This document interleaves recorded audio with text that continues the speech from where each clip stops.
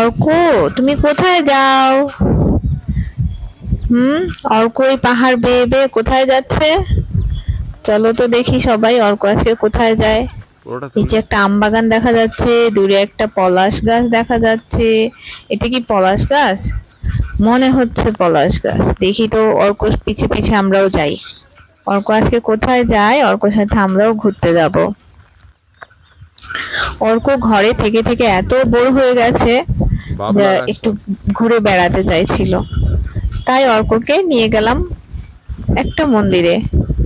সেটা একটু গ্রামের দিকে বলতে জনবসতি প্রায় নেই বলতে গেলে, খুব নিরিবিলি একটা জায়গা।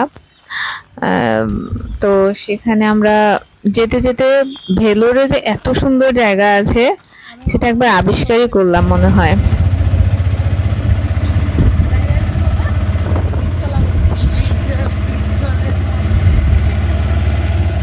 তো অর্ক বলছে যে আমরা বিঠ্ঠলা মন্দিরে যাচ্ছি। আমাদের সঙ্গে আছে মন্দিরা আর মন্দিরের হাজবেন্ড।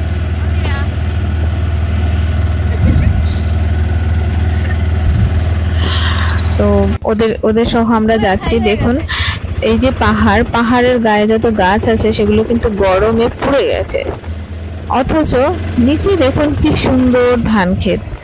অদ্ভুত একটা প্রাকৃতিক বৈচিত্র্য, নিচে সবুজে থই থই করছে আর উপরে পাহাড় পড়ে গিয়েছে। এরকম অদ্ভুত বৈচিত্র্য ভরা প্রাকৃতিক দৃশ্য দেখতে দেখতে আমরা এগিয়ে যাচ্ছিলাম। পাহাড়ের মাথায় উঠে যাচ্ছিল। আশেপাশে যেমন গাছ আছে, আবার কোথাও কোথাও গাছগুলো পুড়েও গেছে। অদ্ভুত একটা ব্যাপার এখানে চলছে। সেই সৌন্দর্য দেখতে দেখতে সাপের মতো ঘুরে ঘুরে ঘুরে ঘুরে রাস্তাটা উঠে যাচ্ছে উপরে।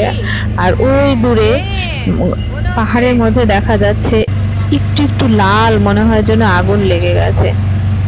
হয়তো আমার এই ক্যামেরায় ভালো দেখা যাচ্ছে না, দেখতে পাচ্ছেন কি একটু একটু লাল দেখা যাচ্ছে, সেগুলো সবগুলো হচ্ছে পলাশ গাছ। যাও তো সেই দেখতে দেখতে আমরা এসে গেছি বিঠ্ঠলা মন্দিরে। তো বিঠ্ঠলা মন্দিরের শুরুতেই ছিলেন মুরুগান। এটা মন্দিরটা নতুন করা হচ্ছে, তাই সব ডেকোরেশন সেভাবে হয়নি। তো মুরুগান মানে কার্তিকের পাশেই আছেন গণেশ ঠাকুর। সেই গণেশ ঠাকুরকে দেখে পাশে আরো দেবতারা আছেন, সবাইকে অর্ক বা আমি কেউই ভালোভাবে চিনতে পারছি না। এই যে এনারা আছেন, এনাদের সবাইকে চিনতে পারছি না। দুই একজনকে হয়তো অর্ক চিনতে পারছে, কারণ অর্ক আবার একটু বিশেষজ্ঞ মানুষ এই ব্যাপারে।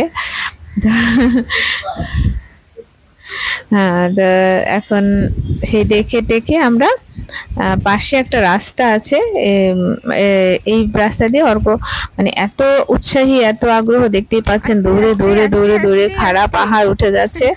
খুব আনন্দে ছিল সে, যে অনেকদিন আসলে আমরা ঘরবন্দি বলা যায়। তারপরে ঘরবন্দি বলতে শুধু আমরা হাসপাতাল আর লজ করছি, তার কোথাও যাওয়া হয় না দীর্ঘদিন, প্রায় 1 মাসের উপরে হয়ে গেছে আমরা এসেছি। তো এখানে অর্ক নেট থেকে ঘেটে ঘেটে বিঠ্ঠলা মন্দির খুঁজে বের করেছে। সে তার আবিষ্কারের জায়গায় সে যাচ্ছে, সেই আনন্দে সে খুব জোরে জোরে দৌড়ে দৌড়ে এগিয়ে যাচ্ছে। অবশেষে আমরা চলে এসে পৌঁছেছি। সেখান থেকে আমরা দূরে পাহাড় দেখছিলাম, অর্ক দেখছিল দাঁড়িয়ে দাঁড়িয়ে। এখানে প্রচুর আকন্দ ফুলের গাছ আছে, একটা গোলাপ বেগুনি রঙের আর একটা সাদা রঙের। তারপরে দূরে আমরা পাহাড়গুলো দেখছিলাম যে কোথায় এসেছি। এখানে আরো অনেকে এসেছেন, অধিকাংশই এখানে চিকিৎসার জন্য এসেছেন। দেখুন কি খাড়া পাহাড়, একেবারে খাড়া পাহাড়, কারণ এটা কেটে আর সমান করার কোনো উপায় নেই। আমরা হনুমান মশাইকে দেখছিলাম, সে খুব আরামসে ঘুমিয়ে পড়েছে। এত আরামে উনি আছেন, আবার একটু শব্দে আবার ঘুম ভেঙে যাচ্ছে, আবার ঘুমিয়ে পড়ছেন। তার এই অলৌকিক দৃশ্যটি ভিডিও রেকর্ড করার লোক সামলাতে পারলাম না, আমরা খুব এনজয় করছিলাম তাকে। তো আমরা বিভিন্ন ধাপ পার হয়ে সেই মন্দিরে ঢুকে পড়লাম। অর্ক যাচ্ছে ভেতরে। খুব একটা ভিডিও করিনি, নিষেধ কিনা জানি না, তবে ভিডিও করা হয়নি। ভিতরে দেখে দেখে আমরা, অনেক উঁচু এই মন্দিরটি, অনেক উঁচুতে। তো দেখা হয়ে গেলে আমরা ধীরে ধীরে আবার পাশে আরেকটা রাস্তা আছে, সিঁড়ির রাস্তা, সেটা দিয়ে নেমে পড়ছে অর্ক। অনেক উঁচুতে এই মন্দিরটি। সেই আমরা পাশে ওভাবে স্লোপের মতো রাস্তা, সেটা দিয়ে উঠছিলাম, আবার নেমে আসলাম। তো অর্ক বিঠ্ঠলা মন্দিরেই গিয়েছে, কিন্তু সে বিঠ্ঠলাকে দেখেনি।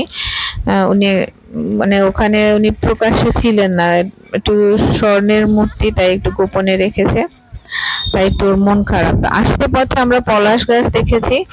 সেই পলাশ গাছের পলাশ ফুল ছেঁড়ার জন্য লোভটা সামলাতে পারছিলাম না। দেখতেই পাচ্ছেন এখানে প্রচুর আম গাছ, পাশে ধান ক্ষেত, মানে এখানকার পরিবেশটা না একেবারে আমাদের গ্রামের বাংলাদেশের মতোই দেখতে পাচ্ছিলাম, একদম বাংলাদেশের মতোই মনে হচ্ছিল। আর এখানের আবহাওয়াটাও বেশ ঠান্ডা ছিল। আমরা যে সিএমসির আশেপাশে যে লজে থাকি সেখানে যেরকম প্রচন্ড গরম, গরমে মানুষ অসুস্থ হয়ে যাওয়ার মতো অবস্থা, এই জায়গাটা কিন্তু সেরকম মোটেও না।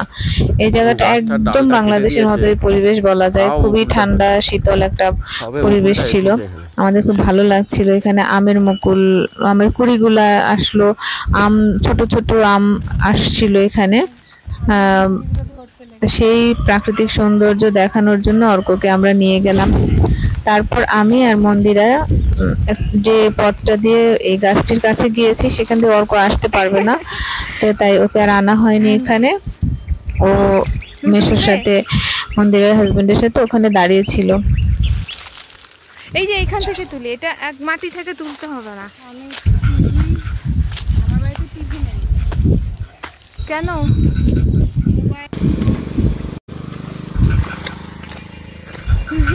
তো এই যে আমরা পেয়ে গেলাম অবশেষে পলাশ ফুল। নানান চড়াই উতরাই পেরিয়ে অর্কর জন্য পলাশ ফুল আনা হলো। আপনারা দেখলেন, এই দেখুন কি সুন্দর দৃশ্য, অসাধারণ লাগছে। উপর দিয়ে সূর্যের আলো পড়েছে পাহাড়ের গায়ে, আর নিচে সবুজে থই থই করছে, মানে এটা ভাবাই যায় না। উপরে পাহাড়গুলো পুরো শেষ হয়ে গেল, আর নিচে কি সুন্দর ধান ক্ষেত, এটা কিভাবে সম্ভব আমি জানি না। খুবই সুন্দর, খুবই সুন্দর দৃশ্য। তো সবকিছু মিলিয়ে একটু অর্কর কনফিউশন ছিল, আমাদের মন ভালো ছিল। এত সুন্দর প্রাকৃতিক দৃশ্য দেখে আমরা সবাই খুব খুশি ছিলাম। তো সেই পলাশ ফুল পেয়ে আমরা আরো খুশি, এত সুন্দর পলাশ ফুল। তাই এনে অর্ক ঠাকুরকে দিল, তার পুজো সম্পন্ন করলো। আসার পথে একটু কাঁঠাল পেলাম, সেই কাঁঠালও দিলাম। অর্ক নিজে সব সাজিয়ে দিল।